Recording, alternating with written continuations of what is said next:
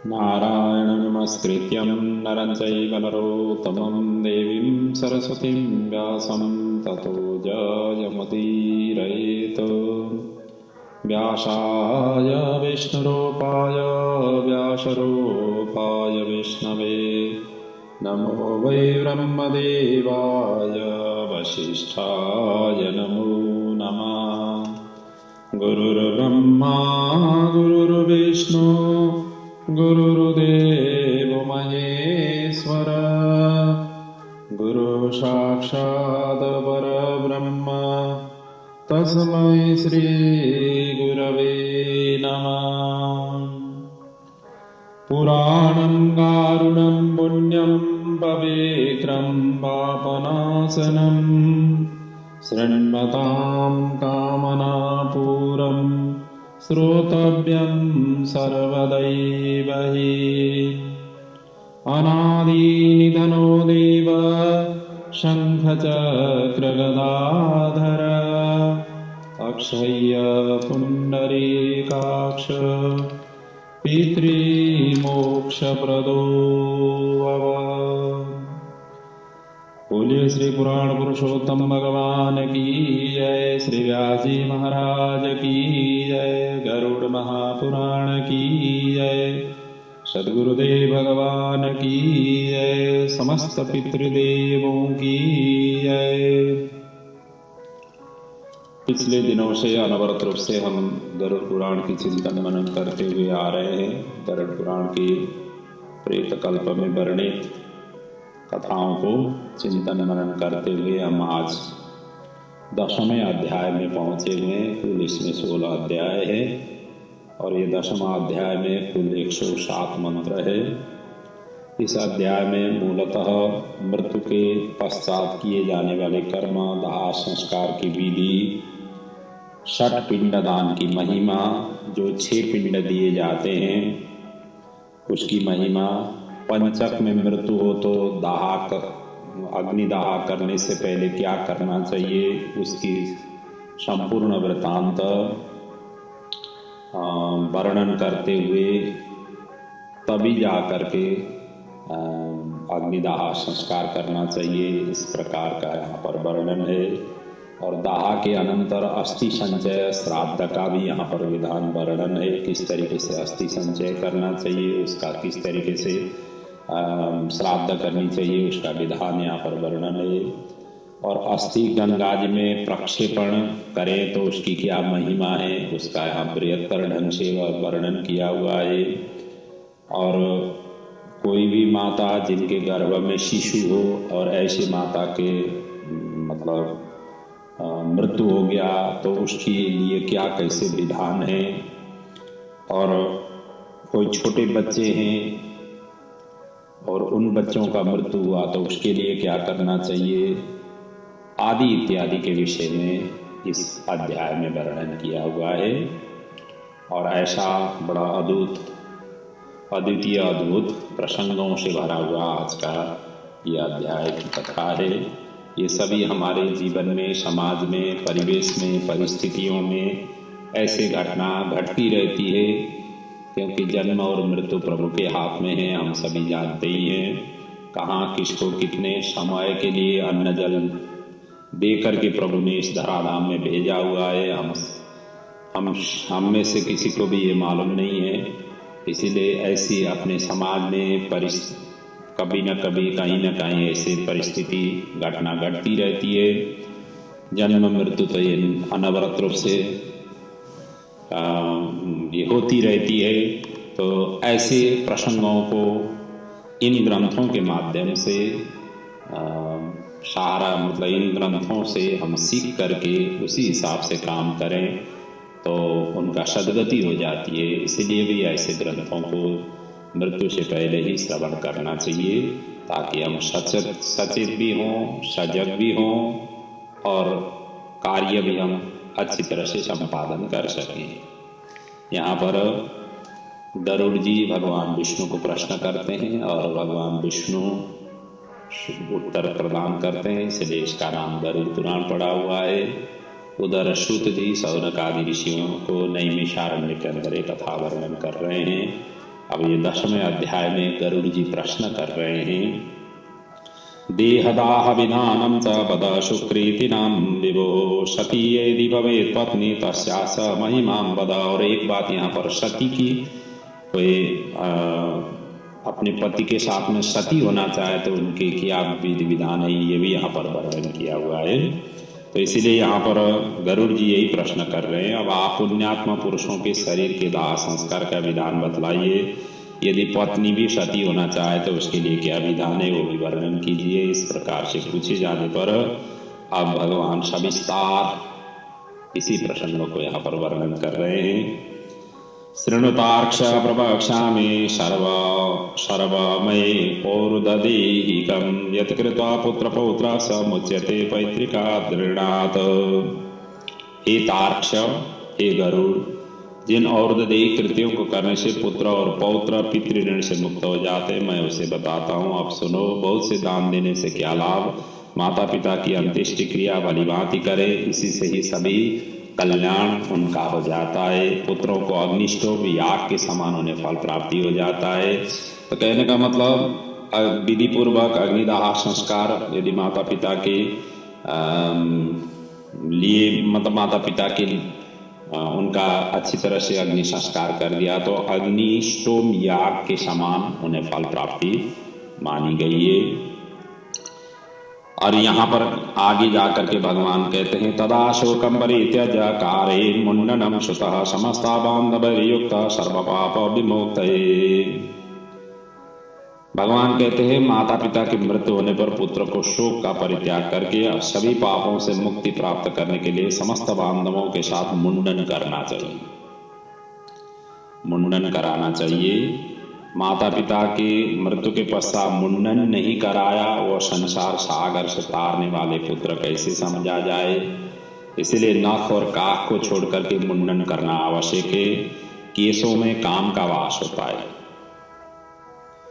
काम का सूचक केशों में इस तरीके से वर्णन किया हुआ है, इसलिए मुंडन करना चाहिए काम से, क्योंकि ये विरक्त भेषी होकर के करना चाहिए ये संस्कार, इसीलिए भी मुंडन करना जरूरी है।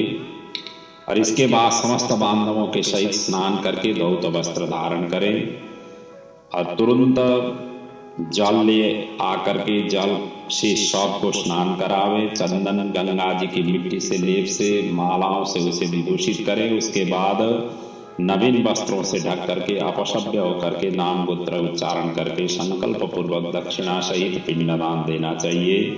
मृत्यु के स्थान पर यह पहला पिंड दिया जाता है। इसलिए मृत्यु स्थान शबो नाम तस्य नाम न प्रदापयेत तेना भूमिर्भवे तुष्टा तद अधिष्ठात्र देवता। तो मृत्यु के स्थान पर शव नामक पिंड को मृत व्यक्ति के नाम गोत्र को प्रदान करना चाहिए। ऐसा करने से भूमि और भूमि के अधिष्ठात्र देवता प्रसन्न होते हैं। इसलिए पहला पिंड जहां पर मृत्यु हुआ है वहीं पर देना चाहिए और इस पिंड का नाम है शव नाम का पिंड। और दूसरा पिंड कहाँ देना चाहिए, जो षट पिंड को यहाँ पर वर्णन करें, जो 6 पिंड दिए जाते हैं अग्निदाह संस्कार के साथ साथ में, उसका वर्णन यहाँ हो रहा है। भगवान जी कहते हैं द्वार देशे भवेत पांथ तस्य नाम न प्रदापयेत। द्वार देश में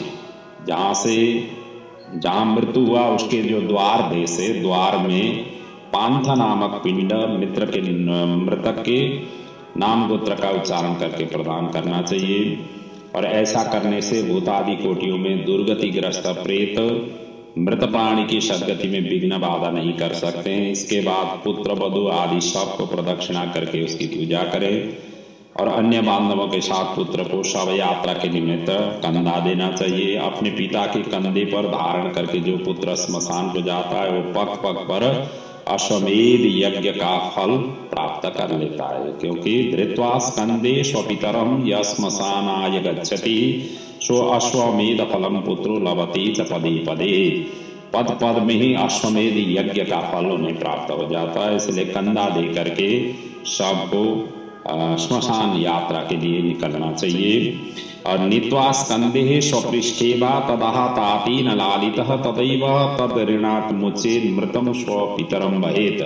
अब यहाँ दूसरा एक और भी बात बता रहे हैं कि पिता अपने कंधे और पीठ पर बैठा करके पुत्र का, जो छोटे छोटे जो बच्चों का, इस तरीके से उन्होंने सदा सर्वदा लालन पालन किया हुआ है, और उसी ऋण से ही मुक्ति होने के लिए भी कंधा देना चाहिए। क्योंकि माता पिता की हम सबको कंधा क्यों देते हैं, इसका मतलब यही है कि हम जब छोटे थे तो हमारे माता पिता ने हमें कभी कंधे में, कभी पीठ में, कभी कहाँ, इस तरीके से रख करके हमें लालन पालन करके पलाया बढ़ाया। इसीलिए उस ऋण से मुक्ति पाने के लिए भी कंधा देना चाहिए। इसके बाद आधे मार्ग में पहुंच करके भूमि का प्रक्षेपण करके वहां शव को विश्राम कराएं और भूत नामक पिंड वहां प्रदान करना चाहिए। और इस पिंड दान से दिशाओं में स्थित पिशाच, राक्षस, यक्ष और उस हवन करने योग्य देह की हवनीयता में अयोग्यता नहीं उत्पन्न करते, इसलिए ये देना चाहिए। ये तीसरा पिंड हो गया। और इसके बाद स्मशान में ले जा करके उत्तराभिमुख होकर के उनको स्थापित करें। शव को उत्तर दिशा की ओर उनका सिराना रखना चाहिए। और वहां देहक दाह के लिए यथाविधि भूमि का संशोधन करें, भूमि का सम्मार्जन और लेपन करके उल्लेखन करें।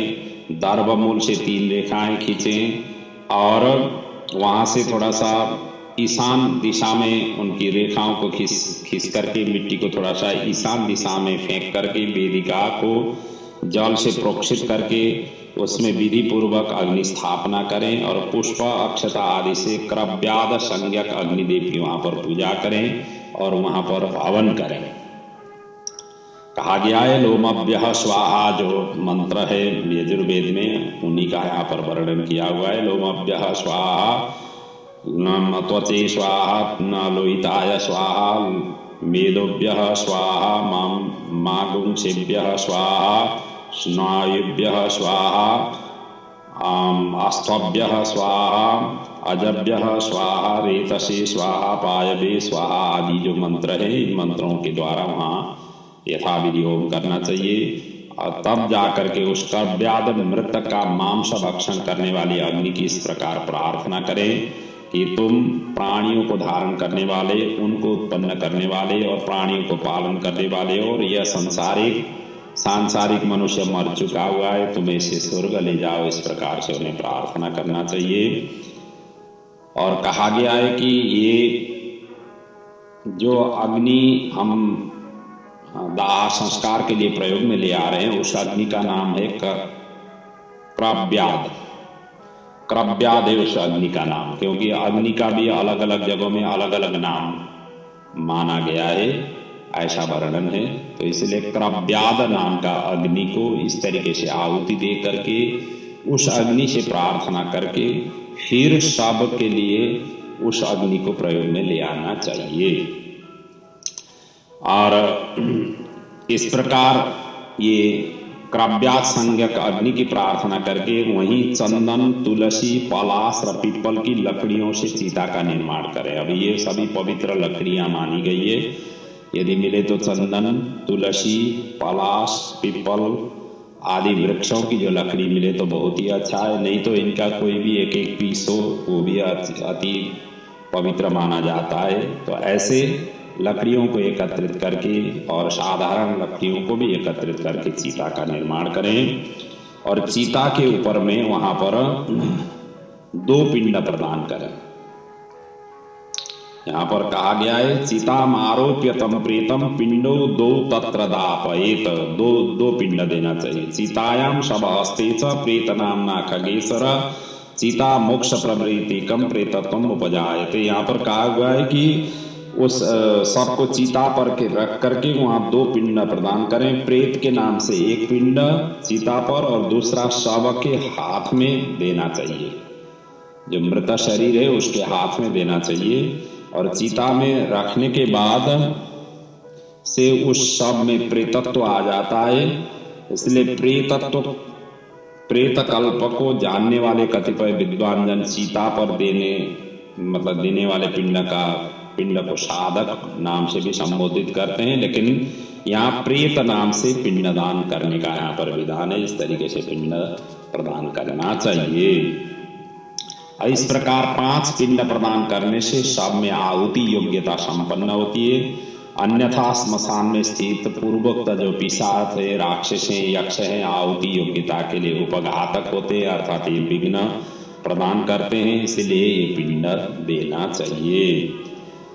और इस तरीके से पिंड दे करके क्रव्याद अग्नि को तिनकों पर रख करके, यदि पंचक न हो तो पुत्र अग्नि प्रदान करें। अब यहाँ जा करके तब जा करके अग्नि देना चाहिए, अग्निदाह करना चाहिए। अब यहाँ पंचक न हो तो करना चाहिए, या यदि पंचक हो तो क्या करें, अब इसका यहाँ पर वर्णन कर रहे हैं। पंचकेस्तु मृतो यस्तु न गतिम लभते नरः दाहास्तत्र न कर्तव्यम कृतो अन्य मरणम भवेत। यदि पंचक में यदि मृत्यु हो गया हो तो उसकी सदगति तुरंत ही नहीं करना चाहिए। उनका पहले पंचक की शांति कराएं। पंचक की शांति किए बिना उनका तुरंत ही सदगति नहीं करना चाहिए, अर्थात अग्नि दाह नहीं करना चाहिए। यदि कर लिया तो क्या होगा, तो कहते हैं कि अन्यथा अपने ही सगोत्री, अपने ही परिवार में अन्यों को भी मृत्यु हो जाती है। इसीलिए या कष्ट हो जाती है, मृत्यु हो जाती है, यहाँ तो मृत्यु ही लिखा हुआ है, इस तरीके से मृत्यु हो जाती है। इसलिए पंचक में पहले शांति करा करके ही करना चाहिए। और पंचक के 5 नक्षत्रों से पंचक कहा गया है। एक तो धनिष्ठा, शतभिषा, पूर्व भाद्रपदा, उत्तर भाद्रपदा, रेवती। इन 5 नक्षत्र के जो स्वामी है वसु, वरुण, अचचरण, अजय कपाद जिसको कहते हैं, अहिर्वंद्यु और पुखा, ये पंचक इनके स्वामी के सहित इनकी पहले शांति करा करके फिर करना चाहिए अग्निदाह संस्कार। धनिष्ठा के उत्तरार्ध से रेवती पर्यंत 5 नक्षत्र पंचसंज्ञ के, इनमें मृत व्यक्ति दाह के योग्य नहीं होता है, उसका दाह करने से परिणाम शुभ नहीं होता है। इन नक्षत्रों में जो मरता है उसमें घर में कोई हानि होती है, पुत्र और सगोत्रियों का भी कोई विघ्न होता है। इस पंचक में भी दाह विधि का आचरण करके मृत व्यक्ति का दाह संस्कार हो सकता है।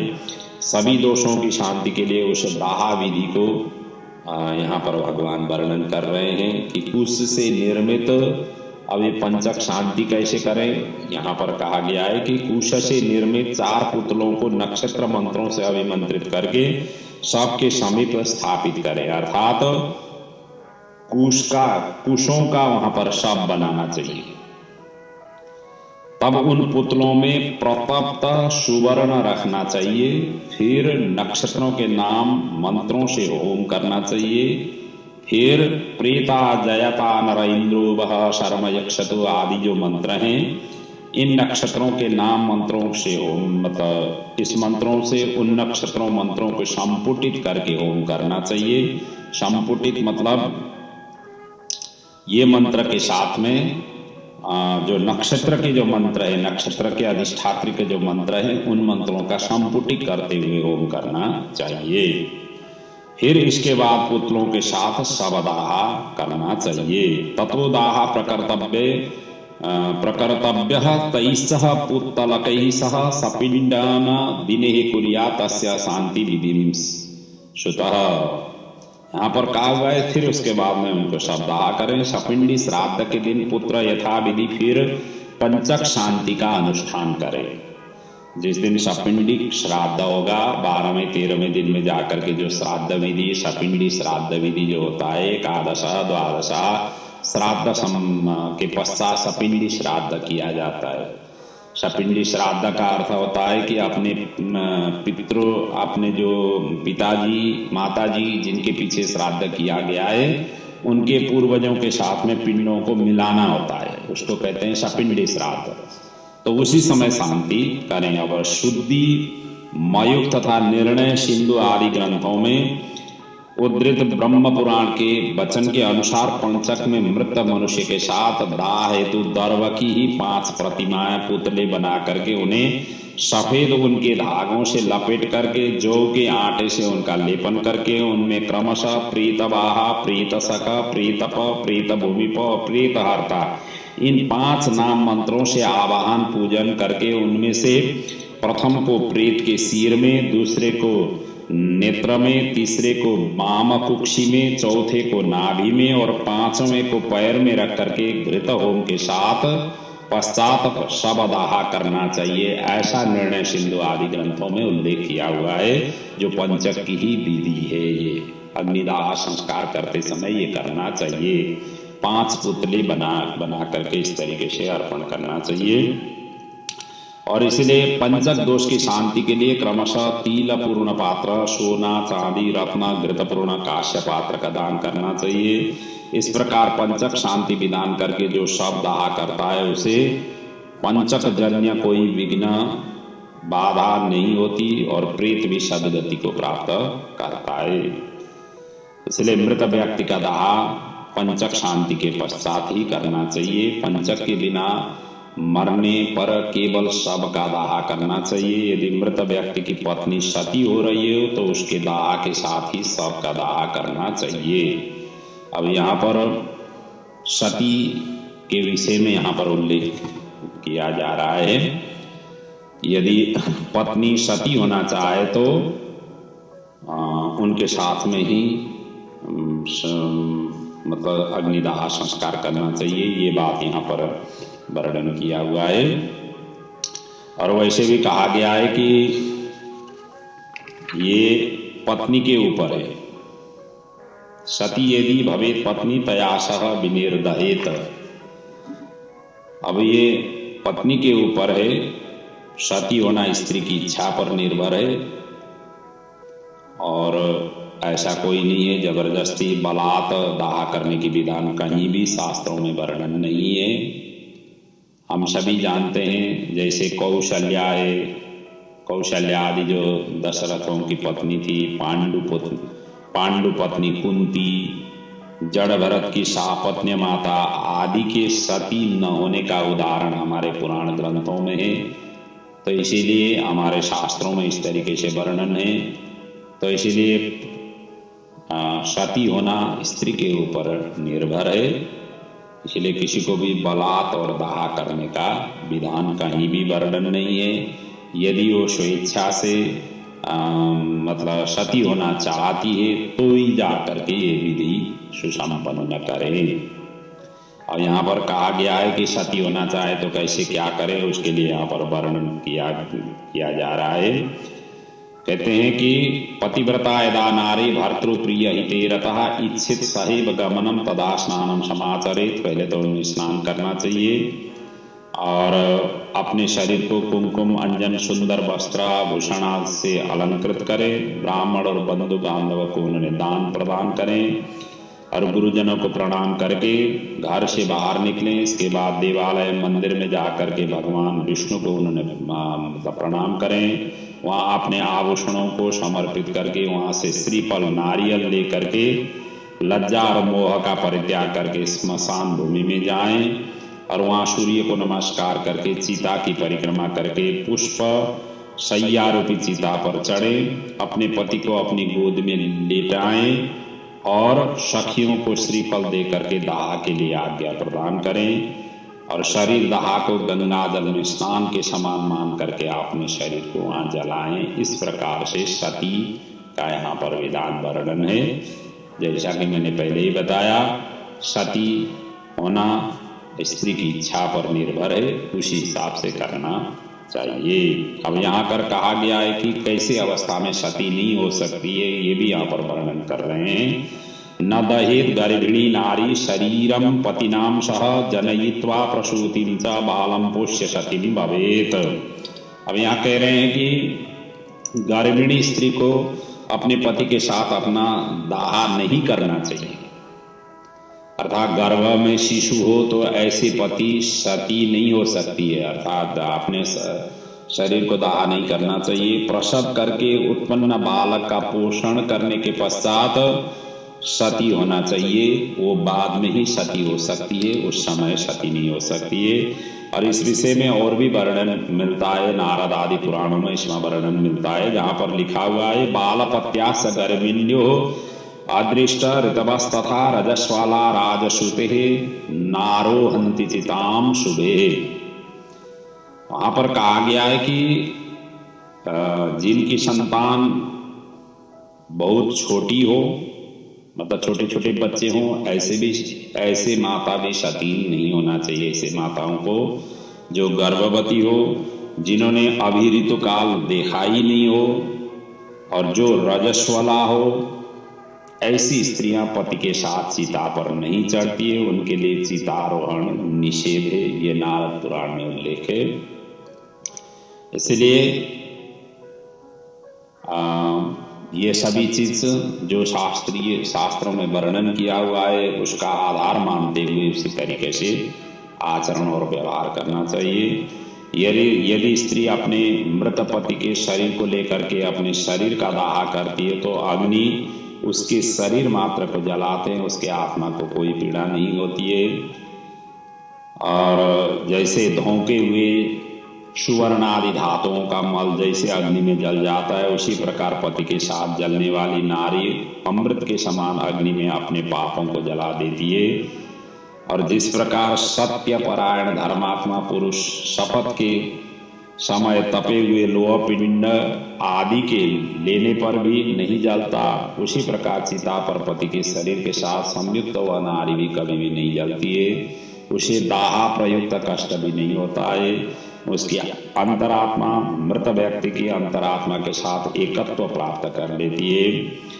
और पति की मृत्यु होने पर जब तक स्त्री उसके शरीर के साथ अपने शरीर को नहीं जला लेती, तब तक वह किसी प्रकार भी स्त्री शरीर प्राप्त करने से मुक्त नहीं होती है। और इसीलिए सर्व प्रयत्न पूर्वक मन, वाणी और कर्म से जीवितावस्था में अपने पति की सदा सेवा करनी चाहिए और मरने पर उसका अनुगमन करना चाहिए। पति के मरने पर जो स्त्री अग्नि में आरोहण करती है वो महर्षि वशिष्ठ पत्नी अरुंधति के समान होकर के स्वर्ग में सम्मानित होती है। और यहाँ आगे जाकर के वर्णन किया गया है कि वह पति परायणा नारी अप्सरा गणों के द्वारा स्तूयमान होकर के 14 इंद्रों के राज्य काल पर्यंत एक कल्प तक अपने पति के साथ स्वर्गलोक में रमण करती है। सती अपने भर्ता का अनुगमन करती है और अपने मातृकुल, पितृकुल और पतिकुल तीनों कुलों का पवित्र कर देती है। तीसरा कोट्यो अर्धकोटि सह यानी रोमाणी मानुषे तावत कालम वशे स्वर्गम पतिना समोदते। अब यहाँ पर कहा गया है मनुष्य के शरीर में 3.5 करोड़ रोम कूप है। यह रोम जो है हमारे शरीर में 3.5 करोड़ है। और उतने काल तक वो नारी अपने पति के साथ स्वर्ग में आनंद करती है। और आगे जाकर के कहा गया है कि सूर्य के समान प्रकाशमान विमान में अपने पति के साथ क्रीड़ा करती है। और जब तक सूर्य और चंद्रमा की स्थिति रहती है तब तक पति लोक में निवास करती है। और जो स्त्री क्षण मात्र के लिए होने वाले दाह दुख का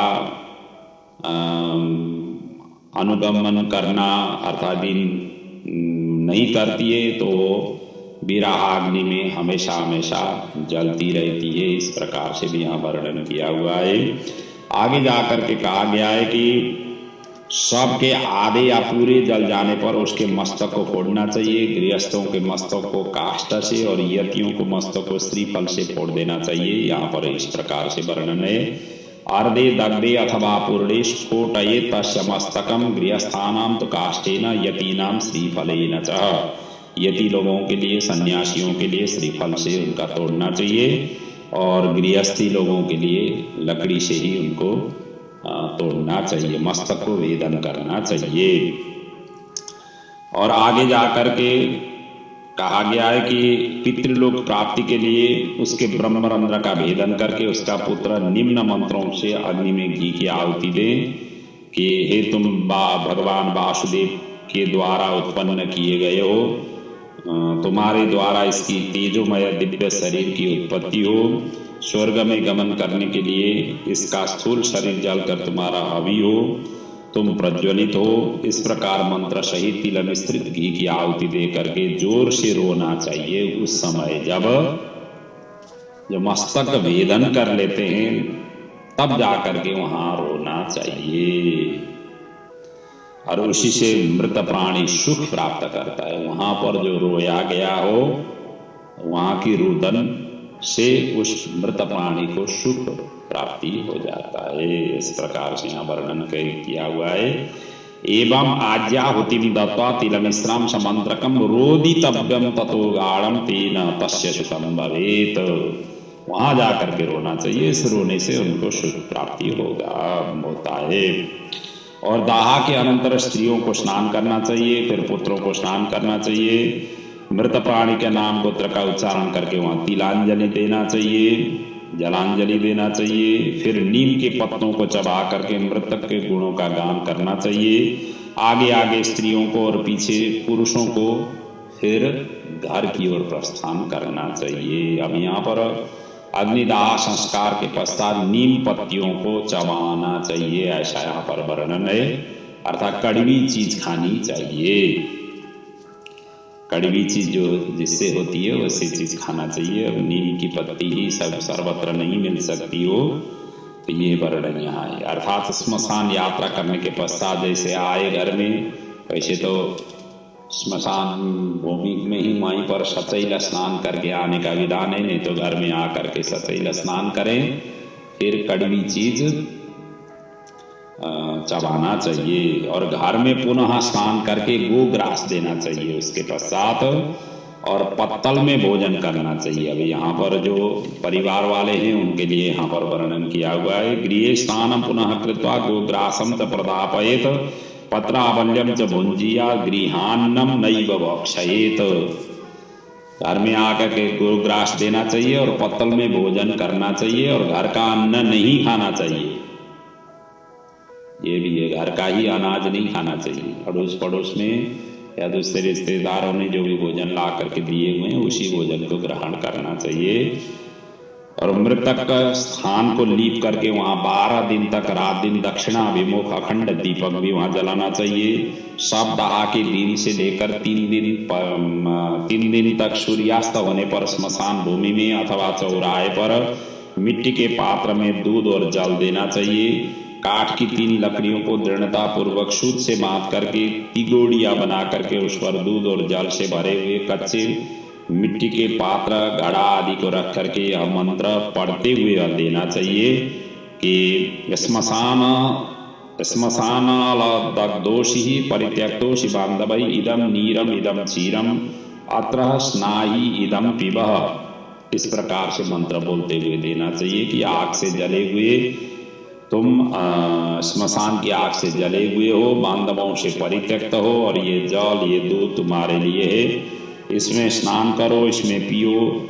इस प्रकार से उनको प्रदान करना चाहिए।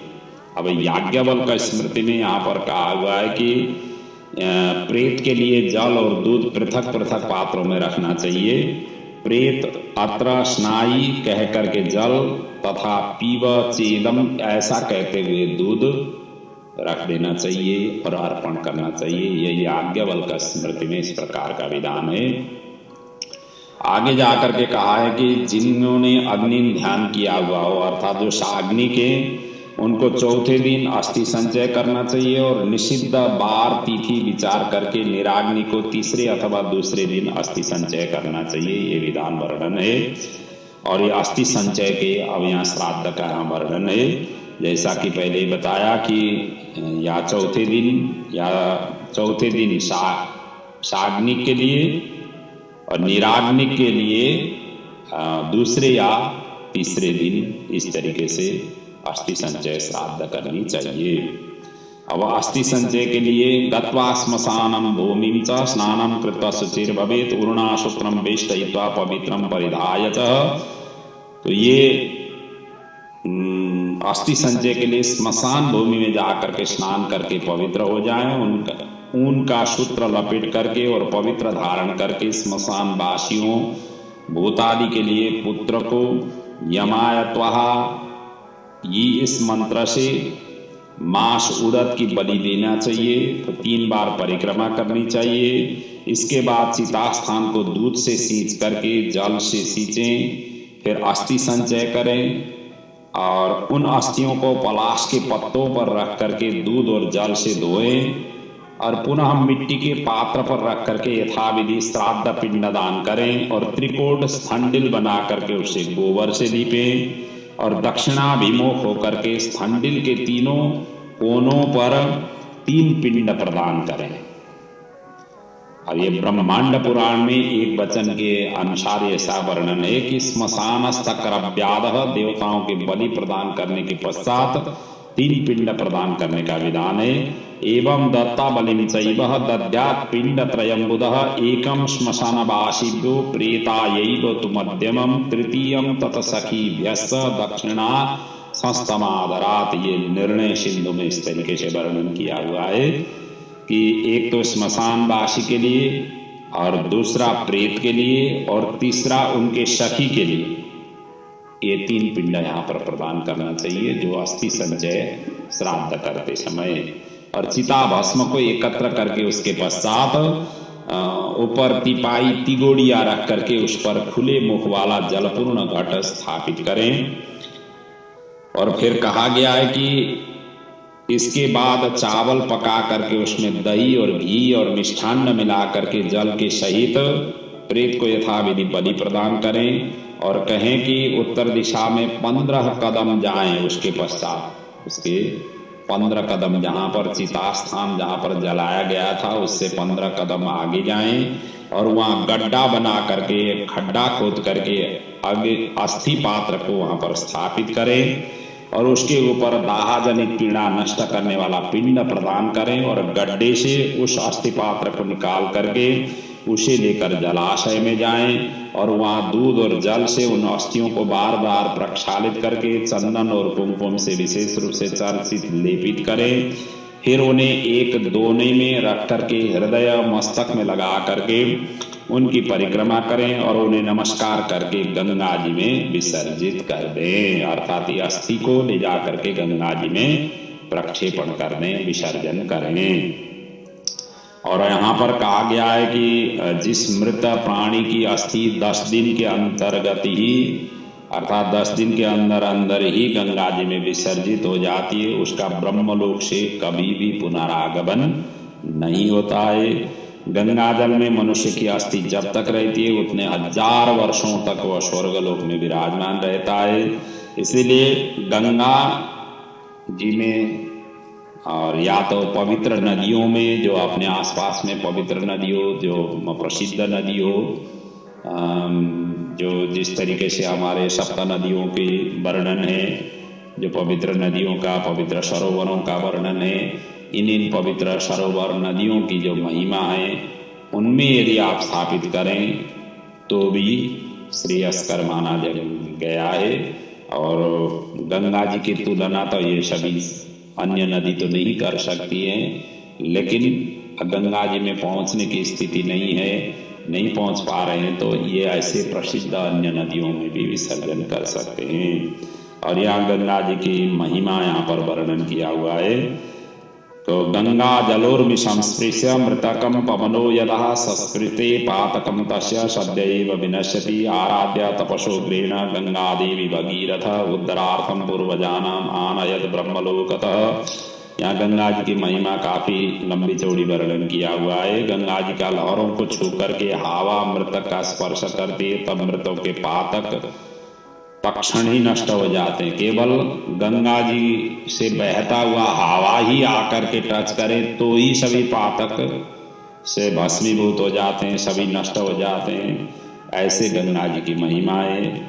महाराज भगीरथ ने उग्र तपस्या करके गंगा जी को इस धराधाम में ले आए हैं ब्रह्मलोक से, और जिनके जल ने भस्मीभूत राजा सगर के पुत्रों को स्वर्ग में पहुंचा दिया, उन गंगा जी का पवित्र यश तीनों लोकों में विख्यात है। और इतना ही नहीं, जो मनुष्य अपने पूर्वावस्था में पाप करके मर जाते हैं उनकी अस्थियां गंगा जी में छोड़ने पर वो स्वर्गलोक को चले जाते हैं।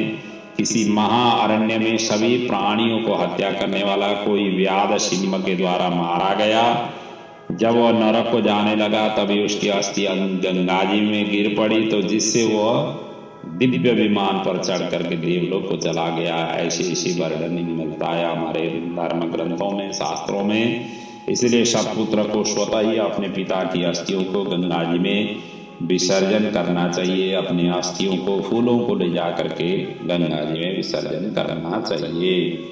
अस्थि संचयन के पश्चात दशगात्र विधि का अनुष्ठान करना चाहिए।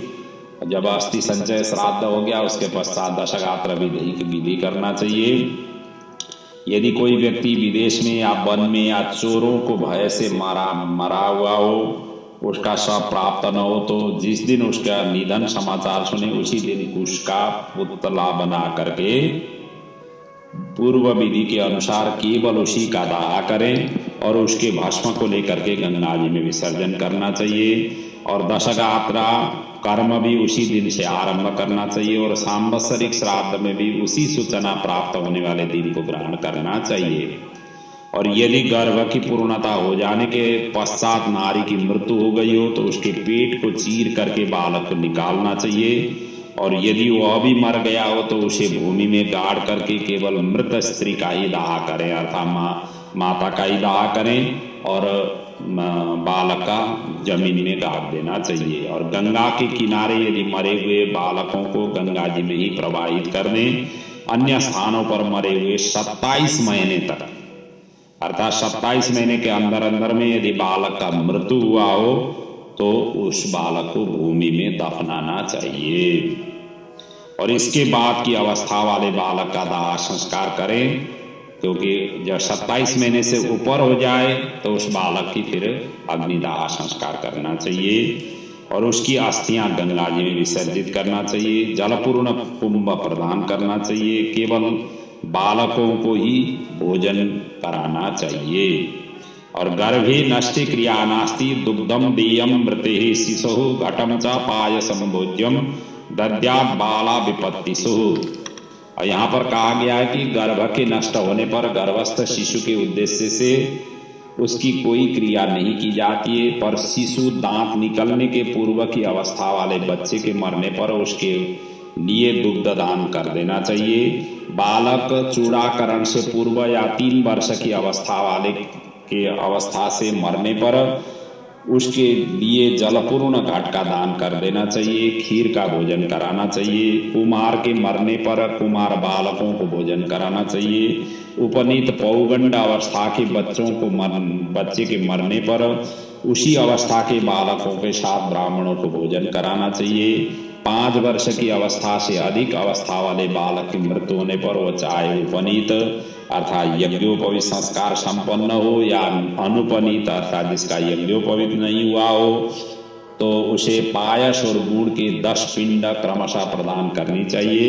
और पौगंड अवस्था के बालक की मृत्यु होने पर वृषोत्सर्ग महादान की विधि को छोड़ करके 11 द्वादशाह क्रिया का संपादन कर देना चाहिए।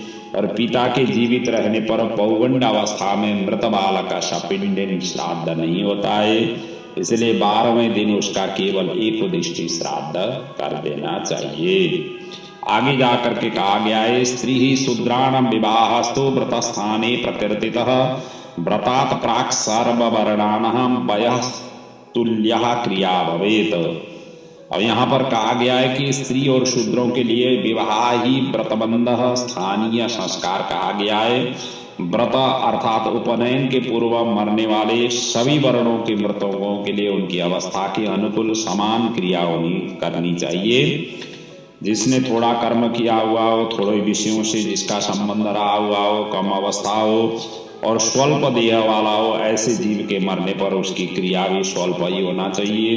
किशोर अवस्था के और तरुण अवस्था के मनुष्यों के मरने पर शय्यादान, वृषोत्सर्ग, पददान, महादान, गोदान आदि क्रियाएं कर देनी चाहिए। और सभी प्रकार के सन्यासियों के मृत्यु होने पर उनके पुत्रों आदि को द्वारा न तो उनका दाह संस्कार करना किया जाना चाहिए, न उन्हें तिलांजलि ही देना चाहिए और न उनकी दशगात्रादि क्रिया ही करनी चाहिए, क्योंकि सन्यास ग्रहण करने के पश्चात वो सन्यासी मतलब मन, वाणी और इंद्रियों का संयम ही एक तरह से सन्यासी है, त्रिदंडी है। इनको 3 दंडी कहा हुआ है। तो इसीलिए वो उन्होंने मन वचन और इंद्रियों से भगवान के लिए वो समर्पित किए गए। तो ऐसे व्यक्तियों को फिर पुत्र उस पवित्र उस दिव्य आत्मा को, दिव्य स्वरूप के अपने माता पिता जो संन्यास ग्रहण कर चुके हैं उनके लिए ये करने का अधिकार उन्हें नहीं होता है। तो न उनका दशगात्र क्रिया ही करनी चाहिए, अर्थात ये कुछ भी क्रिया करने की जरूरत नहीं होती है, क्योंकि दंड ग्रहण या संन्यास ग्रहण जो मैंने पहले बताया कर लेने मात्र से नर ही नारायण स्वरूप हो जाता है। इसीलिए कहा गया है कि दंड ग्रहण मात्रेण नरो नारायणो भवे, नर से नारायण हो जाते हो। इसलिए त्रिदंड ग्रहणातेषां प्रेतत्व नैव जायते, त्रिदंड ग्रहण करने से उनको प्रेतत्व भी नहीं होता है और प्रेतत्व से मुक्ति हो जाती है। तो इसलिए मृत्यु के अनंतर उस जीव को प्रेतत्व प्राप्ति होता ही नहीं है, इसलिए सब चीज करने की जरूरत ही नहीं है।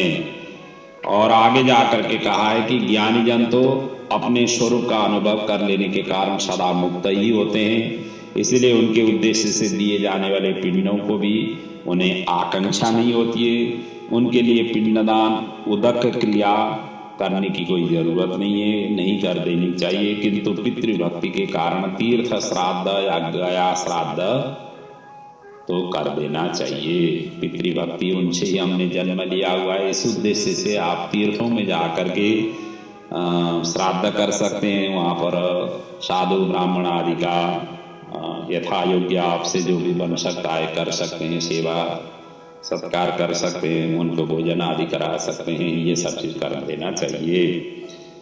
इतना बताने के पश्चात अंतिम में भगवान कहते हैं, हे तार्क्ष, हंस, परमहंस, कुटीचक और बहुदक, इन 4 प्रकारों के सन्यासों की मृत्यु होने पर उन्हें पृथ्वी में गाड़ देना चाहिए, दबदा देना चाहिए। गंगा आदि नदियों के उपलब्ध न रहने पर ही पृथ्वी में गाड़ने की विधि है। यदि वहाँ कोई महानदी हो, गंगा आदि नदी हो, गंगा यमुना सरस्वती ऐसे कोई पवित्र नदी हो, पवित्र नदियों के आसपास में इनका मृत्यु हुआ हो या उस नदियों में पहुंचाने की स्थिति हो तो जल में जाकर के जल समाधि करा देना चाहिए। अर्थात पहली प्रायोरिटी ऐसे पवित्र नदियों में उनके जल समाधि कराने का है। यदि वो नहीं हो तो जमीन में दफनाने का ये दूसरा प्रक्रिया है। ये बताते हुए ये 10वां अध्याय की जो प्रसंग है भगवान ने यहाँ पर अपनी वाणी को समेट लिया है। अब आगे की प्रसंग हम अगले पड़ाव में वर्णन करेंगे। ऐसा दिव्य अद्वितीय और अनेक प्रसंगों से भरा हुआ, जहाँ हमें कई प्रसंग हमें जीवन में जरूरत भी है, ऐसे ऐसी चीजों का यहाँ पर इस प्रेत कल्प में वर्णन किया हुआ है। ऐसे दिव्यतम ग्रंथ को जीव मृत्यु से पहले ही इसका श्रवण करके, चिंतन मनन करके अपने जीवन में सरल और सहज बनाएं, ताकि कहीं भी किसी भी क्षेत्रों से भी हम प्रभु की आराधना, उपासना, सेवा करते हुए अपने जीवन को धन्य तो बना ही रहे हैं, लेकिन मृत्यु को भी अच्छी तरह से सुधार सकें। यही मूलतः उद्देश्य ध्येय रह करके आप तक या अनवरत रूप से प्रेतकल्प की कथाओं को पहुंचा रहा हूँ। आशा है आप सभी इससे लाभान्वित होकर के अपने जीवन में सचेत और सजग रहेंगे। यही प्रभु के चरणों में प्रार्थना करते हुए आपके जीवन सुखद रहे, आपके पूर्वजों का सद्गति प्राप्त हो, नित्य भगवान के धामों में अपने पूर्वजों की स्थिति रहे। इन्हीं भावनाओं के साथ आज के प्रसंग को, आज के वाक्य पुष्प को प्रभु के ही चरणों में समर्पित करते हुए यहीं पर विराम लेता हूँ। ओम पूर्णमदः पूर्णमिदं पूर्णात् पूर्णमुदच्यते पूर्णस्य पूर्णमादाय पूर्णमेवावशिष्यते। ओम शांति शांति शांति। ओम।